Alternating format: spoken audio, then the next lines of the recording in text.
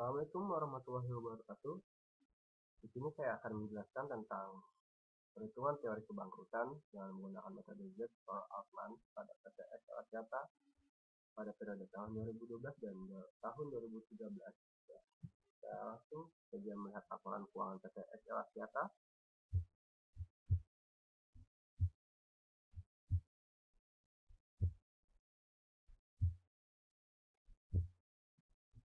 Ini kondisi laporan keuangan PT XL Axiata. Langsung saja. Dan ini adalah poin-poin yang terdapat pada metode Altman terdiri dari S1 sampai dengan S4 dan Altman ya, dan ini Altman perhitungan. Langsung saja kita melakukan perhitungan current asset ya, current asset atau working capital modal kerja. Yang modal kerja kita lihat ya, ini modal kerja tahun 2012 dan ini tahun 2013. Jadi kita masukkan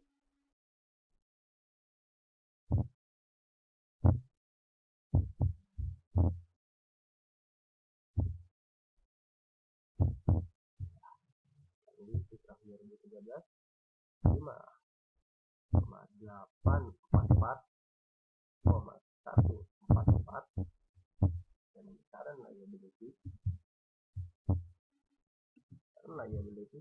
kita lihat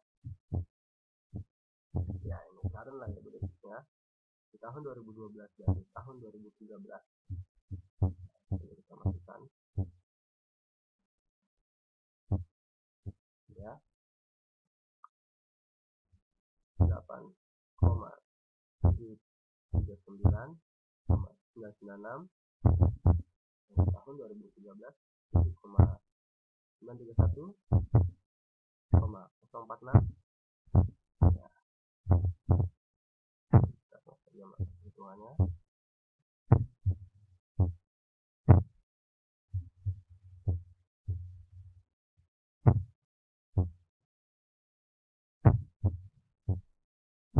Ya.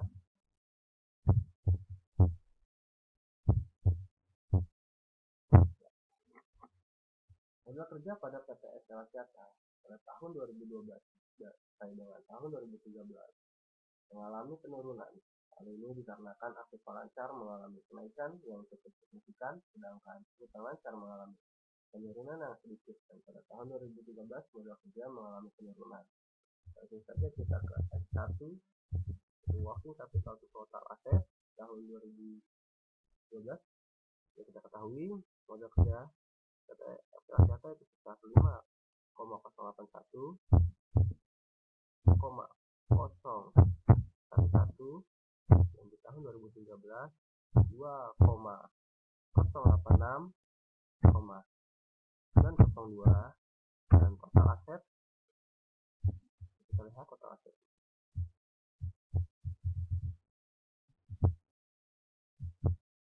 ya, ini total aset di tahun 2012 dan di tahun 2013.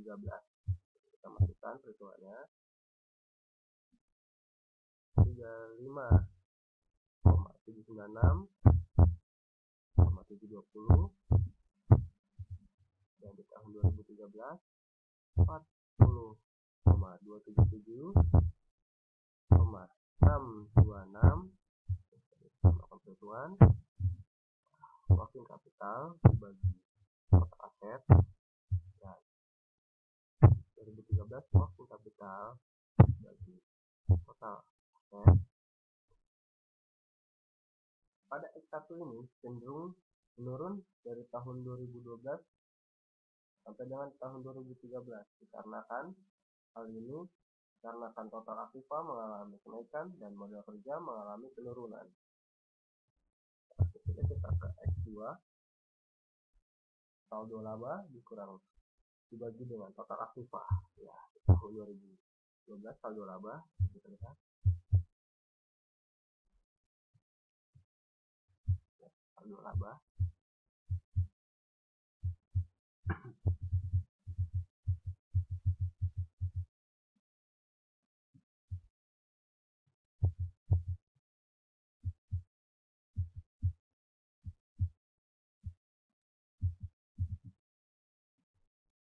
Nah, ini saldo laba tahun 2012 dan ini tahun 2013.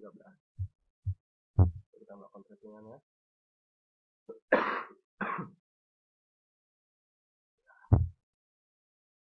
9,063,057 tahun 2013, 8,966,866, total aset 35,796,720 tahun 2013, 40,277,626.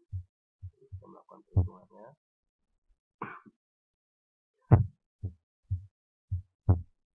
Saldo laba dibagi total aset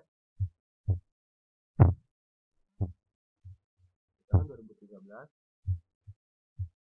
saldo laba tahun 2013 dibagi aset tahun 2013. Ya, inilah hasilnya. Pada X2 ini cenderung menurun.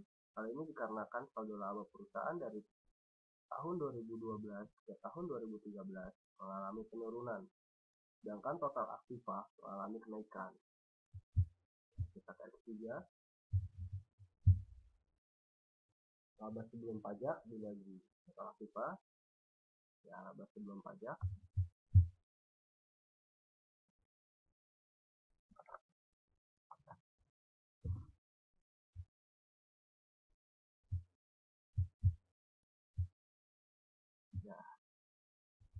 ini dia laba sebelum pajak tahun 2012 dan tahun 2013.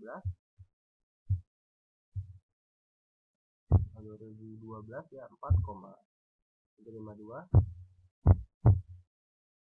463. Di tahun 2013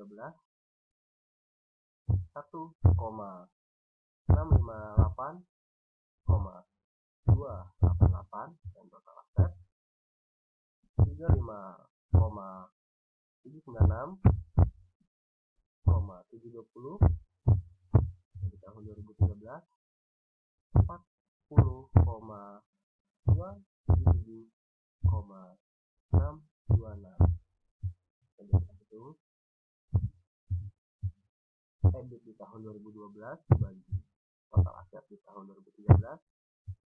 EBIT di tahun 2013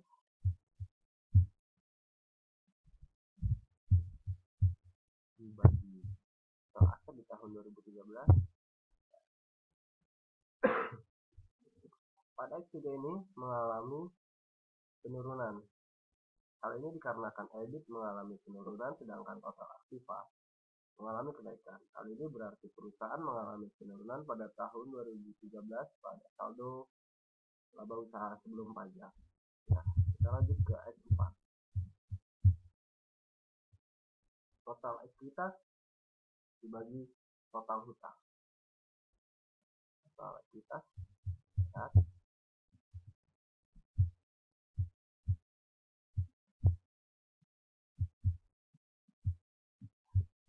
Ini total ekuitas di tahun 2012 dan ini total ekuitas di tahun 2013.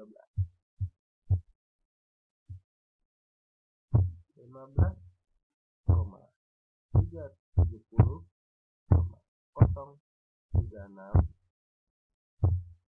tahun 2013, 15,330,147 dan total hutang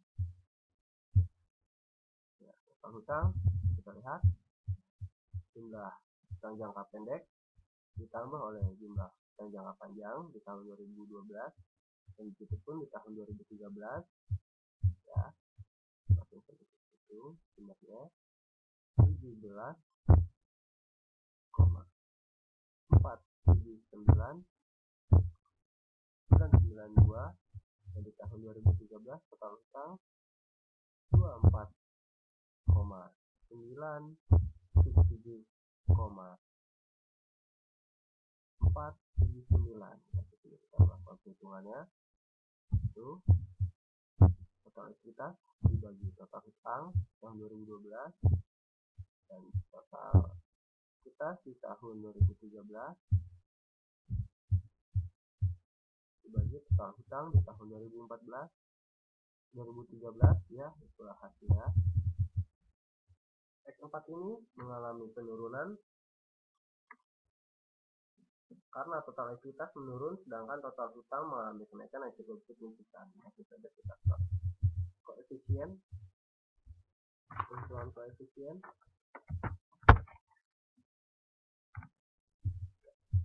Koefisien X1 6,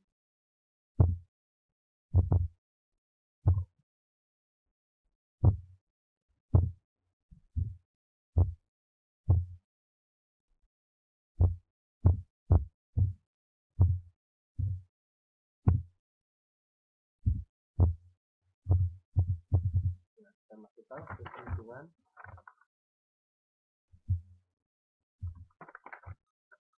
Pada X1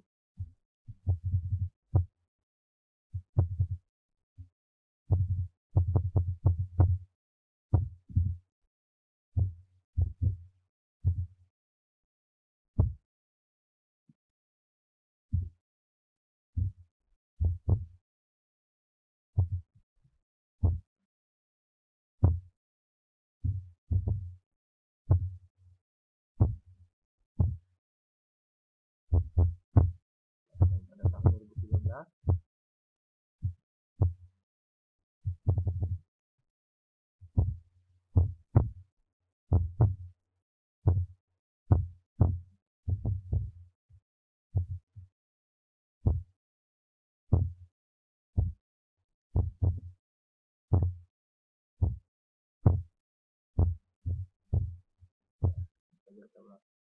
perhitungan Z-score. Koefisien X1 kali 1 ditambah koefisien X2 kali X2 ditambah koefisien X3 kali X3 ditambah koefisien X4 kali X4. Ya, inilah hasilnya di tahun 2012 dan tahun 2013. X1 kali X1 tambah koefisien X2 kali X2 tambah koefisien X3 kali X3 tambah koefisien X4 kali 4. Ya, itu adalah perhitungannya. Maka kondisi perusahaan berdasarkan Z-score Altman Axiata di tahun 2012 dan tahun 2013 bisa kita simpulkan.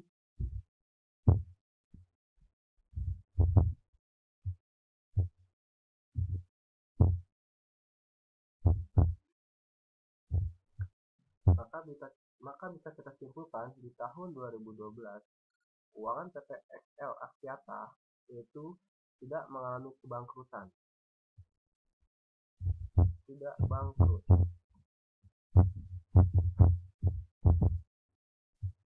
Dan pada tahun 2013 itu mengalami area kelabu.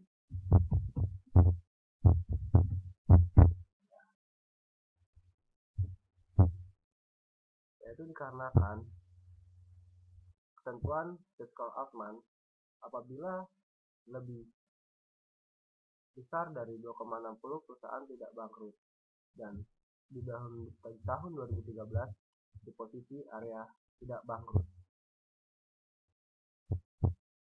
Maka dapat disimpulkan perhitungan keuangan PT XL Axiata di tahun 2012 tidak mengalami masalah, dan di tahun 2013 agak sedikit mengalami masalah karena ada beberapa bagian yang mengalami kenaikan. Sekian dari saya, semoga